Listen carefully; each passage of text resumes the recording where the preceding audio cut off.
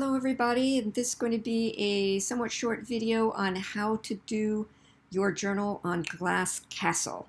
Very important. Okay.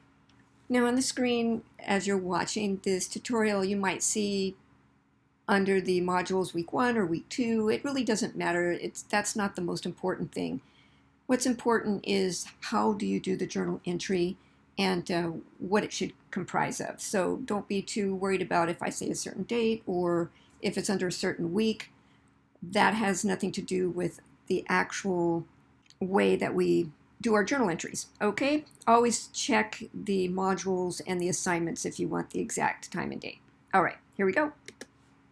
As you can see here, we have an outline of what we're doing. This video is going to tell you how to do your journal entries.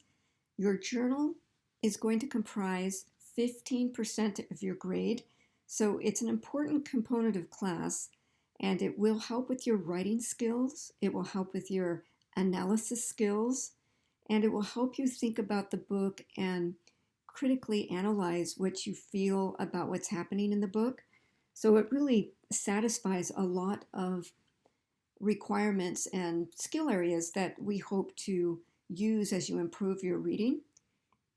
I want to show you how to do your journal entries so that you're consistent, and I just want to give you an overview and show you how to do it, okay? As you see down here, journal entries are always going to be at the bottom of the page or for the week, if I assign a journal entry for that week. You can see here we're at journal entry number 1. So you'll click to open that. And what will open is my instructions for that particular journal entry. You're always going to look for your topic. What is it that you're going to talk about for that week? But I want you to understand that I do not collect the journal entries for several weeks because I give you time to get used to it, to think about your ideas, to revise them if you'd like to revise them. So you're going to be working on them for a while before I collect them. I just give you a deadline for yourself so you don't fall behind. For example, if you decided not to do the first 3 journal entries, and then all of a sudden it's starting to come time to turn them in, then you're going to have to make up a lot of work, and that will put a lot of pressure on you. And sometimes I'm going to ask you to share a journal entry that you've made in your discussion board. So you'll want to have that journal entry done so you can copy and paste that journal entry into the discussion board so you can talk about it. So again, I give a date, however, I don't collect it for several weeks, okay? So here we go.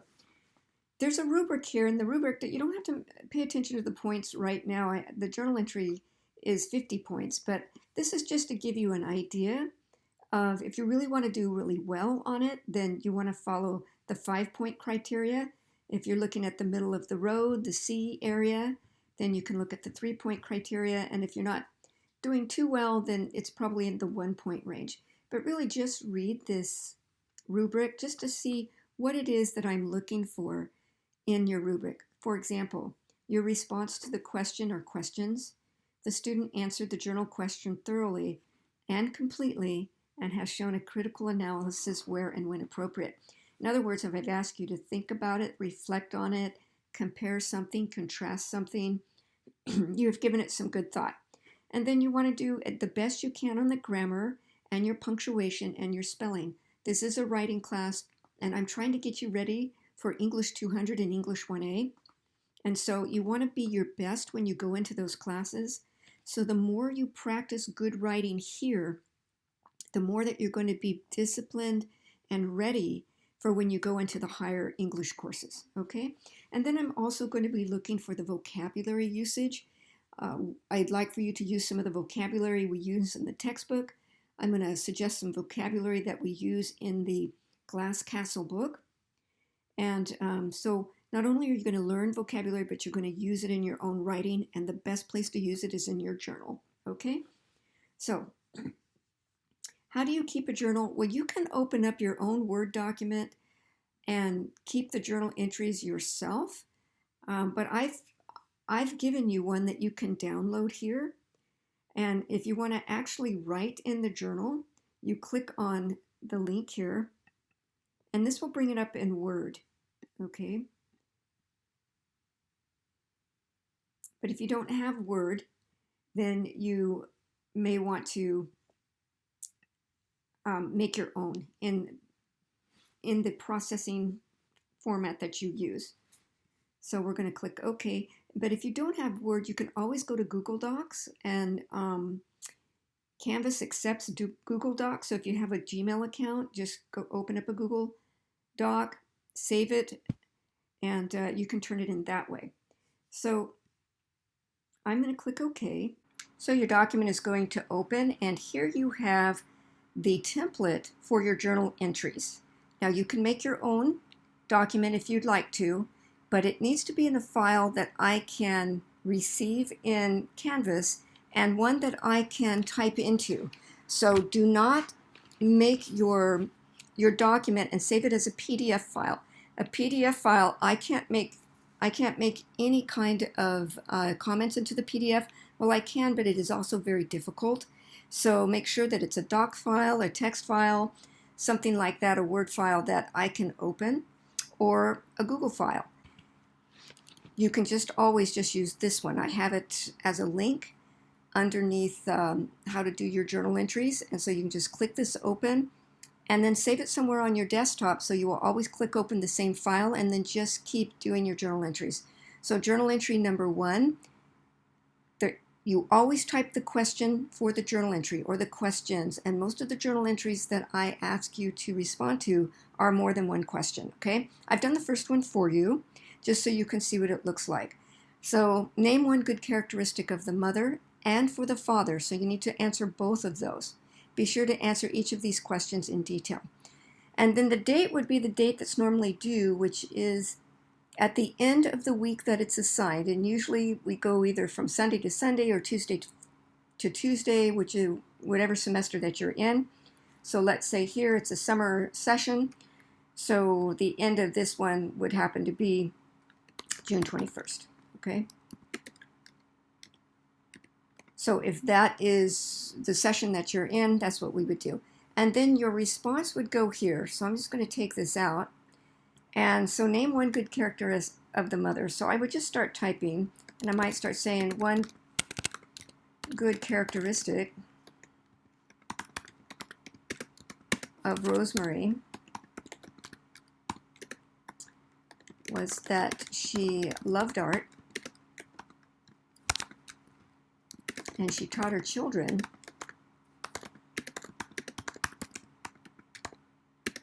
to appreciate.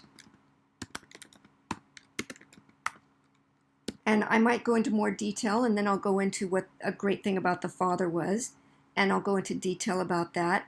And so I will have answered a good characteristic of a mother, a good characteristic of a father. And I should probably have about 6, 7, 8 sentences here, a small paragraph.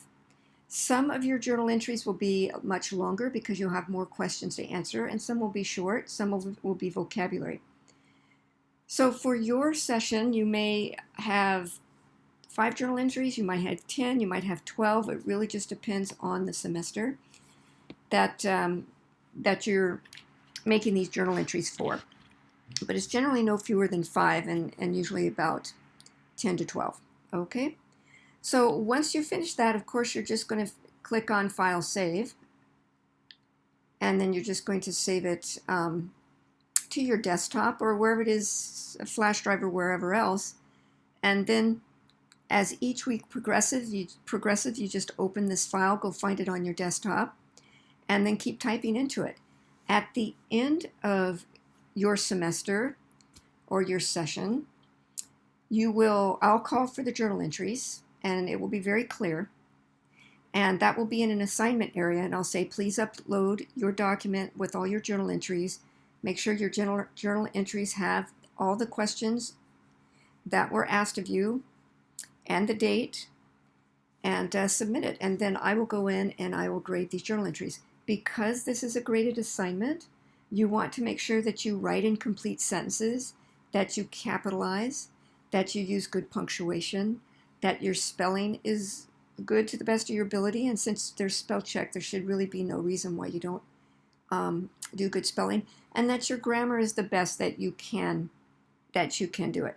Will there be mistakes? Probably so, because you're an ESL student and that's what you're here to do, is to learn. But when you do turn it in, try to do it with your best editing that you possibly can do. Okay, so that's how you do your journal entry. And let me tell you, this book is intriguing and fascinating and infuriating, which means it'll make you mad and it want to make you cry and make you dance. It's the story of this woman's life with her brothers and sisters, and how her parents were. So my students of all the semesters I've taught this have loved this book. It's their favorite part of the course. So do enjoy it as you make your journal entries, and it will help you reflect on the book and get more out of it. Okay, that's how we do it, everybody, and I look forward to having you in class this semester, and I'll see you on the boards.